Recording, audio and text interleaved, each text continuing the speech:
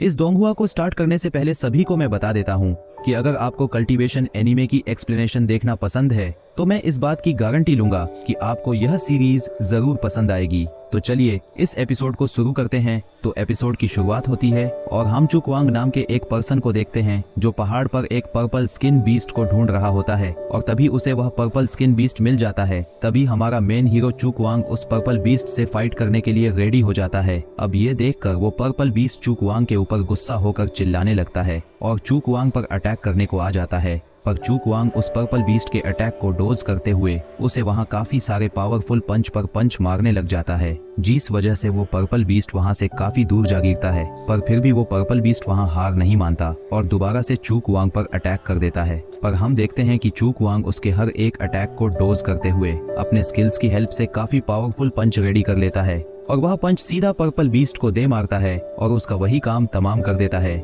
जिसके बाद चुकवांग वहां उस पर्पल बीस्ट के कोर को बाहर निकाल उसे बेचने के लिए एक मिस लू नाम की एक लड़की के पास आ जाता है, जहां पर वो लड़की उस कोर के बदले में चुकवांग को काफी सारी गोल्ड क्वेंस देती है, जिसे चुकवांग उस क्वेंस को कलेक्ट करने लगता है। यह देख वे मिस लू चुकवांग को बहलाते हुए कहती है कि तुम काफी थक गए होंगे, इसलिए तुम मेरे साथ मेरे रूम में चलो, तुम्हें अभी आराम की जरूरत है। लेकिन हमारा हीरो चुकवांग मिस लू को इग्नोर करके हुए वहां से चला जाता है। पर मिस लू ये देखकर हैरान थी कि मैं इतनी सुंदर हूँ, पर फिर भी ये लड़का मुझ पर जरा सा भी ध्यान नहीं देता। फिर मिस लू कहती है कि पर कोई बात नहीं, मैं इसे एक ना एक दिन अपने कब्जे में जरूर कर लूंगी। बाहर तभी कुछ पर्सन वहाँ से चुकवांग को जाते हुए देख कहते हैं कि ये तो वही फेमस मार्शल मास्टर है ना, जो कि यहाँ किसी से नहीं डरते हैं और साथ में ये तो तियानबू रैंकिंग लेवल पर भी है। पर तभी चुकवांग जैसे ही उस स्टोर से बाहर आता है तभी वहाँ एक लिन फैमिली की लड़की मिस निन रू चुकवांग का हाथ पकड़ उससे कहती है कि तुम्हारे दिल में अभी भी मेरे लिए कोई फीलिंग्स नहीं है, तुम मुझसे शादी करना नहीं चाहोगे। जिस पर चुकवांग कहता है तुम्हारी तो पहले ही किसी और से साथ में एंगेजमेंट हो चुकी है। ये सुनकर निनरू कहती है कि वो तो एक बेवकूफ लड़का है और कमजोर भी, जो कि कल्टीवेट भी नहीं कर सकता, इसीलिए मुझे उसमें कोई इंटरेस्ट नहीं है। अब ये सुनकर चुकवांग बड़े ही एटीट्यूड के साथ कहता है दुख के बाद तो ये है कि तुम इतने सुंदर हो, फिर भी मुझे तुम में कोई इंटरेस्ट नहीं है। अब इतना कहकर चुकवांग वहां से चला जाता है और हम देखते हैं चुकवांग वापस से जंगल पहुंच जाता है और वो अपना मास्क हटा देता है। तभी हमें पता चलता है कि ये तो चू फैमिली का बड़ा बेटा है और इसी की शादी मिस निनरू के साथ होने वाली है। पर हमारे हीरो के मार्क्स की वजह से वह निनरू को ये बात पता नहीं है कि यही वो पर्सन है जिससे उसकी शादी होने वाली है। पर निनरू तो उसे कमजोर पर्सन समझ रही थी। दरअसल चुकवांग की दो पहचान है, एक मार्क्स के अंदर वाली और एक मार्क्स के बाहर वाली। तभी सीन शिफ्ट होता है और चुकवांग अपने नॉर्मल गेटअप में जैसे ही अपने घर पहुंचता है तो वो वहां देखता है कि उसकी बहन अपने मैट के साथ चूकिंग नाम के एक बंदे से कुछ बहस कर रही होती है और जो कि चूकिंग चू फैमिली का ही एक डिसाइपल होता है। तभी वहां चुकवांग अपनी बहन के पास आकर चूकिंग से कहता है कि आखिर तुम जैसा टैलेंटेड पर्सन यहाँ क्या करने को आया है। जिस पर चूकिंग कहता है मैं तो यहाँ ग्रैंड एल्डर के ऑर्डर से तुम्हारी बहन से शादी करने को आया हूँ। चुकवांग जैसे ही उसे कुछ कहने वाला होता है तो तभी वह निनरू आ जाती है और आते ही कहती है चूकिंग तो ग्रैंड एल्डर का ग्रैंडसन है, इसीलिए अगर तुम्हारी बहन की शादी चूकिंग से होती है तो तुम्हारी फैमिली के लिए भी ये काफी अच्छा होगा, क्योंकि जहाँ तक मुझे पता है तुम तो कल्टीवेट भी नहीं कर सकते हो, इसीलिए तुम कभी भी अपनी बहन को प्रोटेक्ट नहीं कर पाओगे। अब ये सुनकर चुकवांग मिस निनरू से कहता है कि मैं जानता हूँ आप तो काफी सारे टैलेंट से गिफ्टेड हैं, इसीलिए मेरा आपके सामने कोई मुकाबला नहीं। अब चुकवांग के ये बात सुनकर निनरू कहती है कि अच्छी बात है कि तुम्हें ये सारी बातें पहले से ही पता हैं, इसीलिए हमारी तय हुई शादी जल्दी ही टूट जाएगी। इसके साथ ही मैं तुम्हें बता दूं कि तुम अभी तक इस मेंशन में इसीलिए रह पा रहे हो क्योंकि तुम्हारी शादी मुझसे तय हुई है।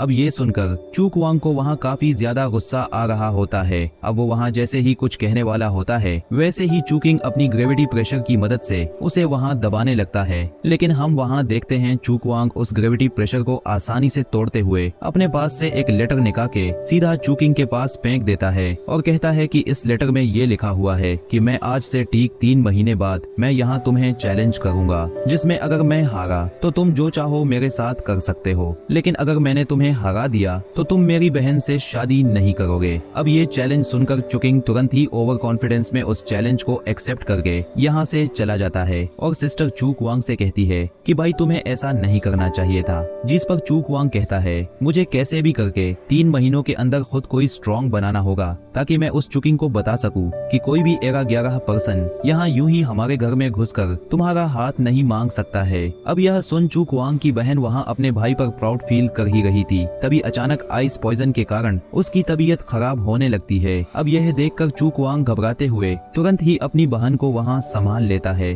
और उसे आराम करने के लिए बेड में लेटा देता है, जहाँ उसकी बहन की बॉडी आइस से फ्रीज हो रही होती है। अब यह देखकर चू कुआंग अपने उस मेड को कुछ पैसे देते हुए कहता है कि जल्दी जाओ और तुरंत ही किसी डॉक्टर को लेकर यहाँ आओ, तब तक मैं कुछ जड़ी बूटी को ढूंढकर ले आता हूँ। अब यह देखकर उसकी बहन कहती है कि आखिर चू कुआंग इतने सारे पैसे कहाँ से लेकर आ रहा है। तभी चू कुआंग जंगल की तरफ उन जड़ी बूटियों को ढूंढने के लिए निकल जाता है, जहाँ वो कहता है यहाँ पर आम लोगों को यह बात नहीं पता है कि प्राकृतिक जड़ी बूटियाँ कहाँ उगती है। जिसके बाद चू कुआंग वहाँ एक एक कर उन जड़ी बूटियों को ढूंढ लेता है और कहता है इससे मेरी बहन की आइस पॉइजन कुछ देर के लिए ही शांत हो सकती है, लेकिन पूरी तरह से नहीं हो सकती, पर मुझे इसे पूरी तरह से ठीक करने के लिए कोई दूसरा रास्ता जरूर ढूंढना ही होगा। अब इतना कहते हुए वो वहाँ से चला जाता है, लेकिन तभी रास्ते में उसके सामने चू किंग का छोटा भाई चू यान अपने कुछ आदमी के साथ चू कुआंग के सामने आ जाता है और चू कुआंग से कहता है तुम्हारे हाथों में जो जड़ी बूटियां हैं उसे तुम मुझे दे दो। अब यह सुनकर चू कुआंग को वहाँ कुछ पुरानी बातें याद आ जाती हैं कि यह तो चू किंग का वही बदमाश भाई है जिसे कुछ साल पहले हमारे चू फैमिली से बाहर निकाला जा रहा था, लेकिन चू किंग ने लास्ट मोमेंट पर आकर उसे बचा लिया था। जिसके बाद चू कुआंग बिना टाइम बर्बाद न करते हुए उन्हें वो जड़ी बूटियां दे देता है और वहाँ से फिर से उन जड़ी बूटियों को ढूंढने के लिए चला जाता है। तभी इधर चू यान अपने लोगों के साथ हंसते हुए कह रहा होता है कि भला इतना डरपोक चू कुआंग मेरे भाई चू किंग को यहाँ चैलेंज करने की हिम्मत भी कैसे कर सकता है। और तभी वहाँ अचानक से ही उनके सामने चू कुआंग अपनी मार्क्स वाली पहचान के साथ काफी शानदार एंट्री मारते हुए वहाँ उन लोगों के सामने आ जाता है।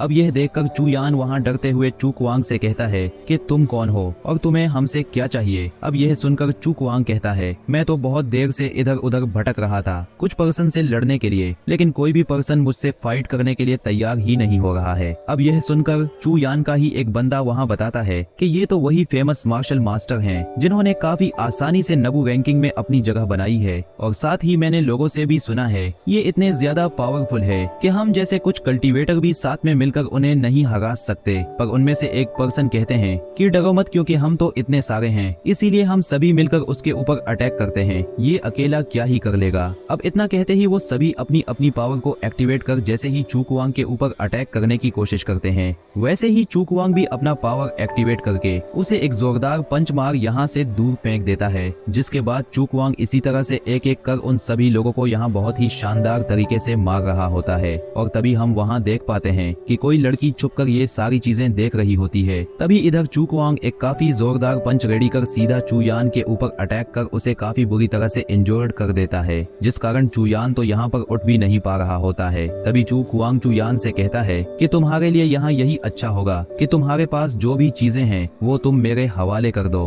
अब ये सुनकर चू यान कहता है अपनी बकवास बंद करो। अब यह सुन चू कुआंग उसे एक जोरदार लात मार देता है, जिस पर अब चू यान उसे चुपचाप से अपनी स्पेस रिंग निकाल के दे देता है और चू कुआंग वहाँ से आगे की तरफ निकल जाता है और अपने मार्क्स को भी उतार लेता है। पर कुछ देर आगे चलते ही चू कुआंग को ऐसा महसूस होता है कि कोई तो उसका पीछा कर रहा है, इसीलिए चू कुआंग जल्दी से कहीं छुप जाता है। तभी उसके सामने वहाँ मिस लू आ जाती है, जिस पर चू कुआंग उसे तुरंत ही पकड़ उससे कहता है कि तुम मेरा पीछा क्यों कर रही हो। अब ये सुनकर मिस लू चू कुआंग को वहाँ बहलाती हुए कहती है मुझे उम्मीद नहीं थी कि फेमस मार्शल मास्टर और कोई नहीं बल्कि चू फैमिली का ही वो कमजोर लड़का चू कुआंग है, पर अब तो मैं तुम्हारे इस राज को जान चुकी हूँ, तो क्या तुम अब मुझे यहाँ मार डालोगे। अब ये सुन चू कुआंग वहाँ एक जहरीली पिल को बाहर निकाल सीधा मिस लू को ही खिला देता है और यहाँ से जाने लगता है। फिर उसे कहता है कि अगर तुम यहाँ पर मरना नहीं चाहती तो मैं तुम्हें बता दूं कि इसका एंटीडोट सिर्फ मेरे पास ही है, इसीलिए अगर तुम्हें लंबे टाइम तक जीना है तो मुझे उम्मीद है कि तुम मेरे राज को राज ही रखोगी। और इसी के साथ हमारा यह एपिसोड एंड होता है। इसका अगला एपिसोड भी जल्द अपलोड होने वाला है, जिसे देखने के लिए चैनल को सब्सक्राइब करके नोटिफिकेशन को ऑल पर सेट कर लेना और हाँ, एक कमेंट जरूर करना।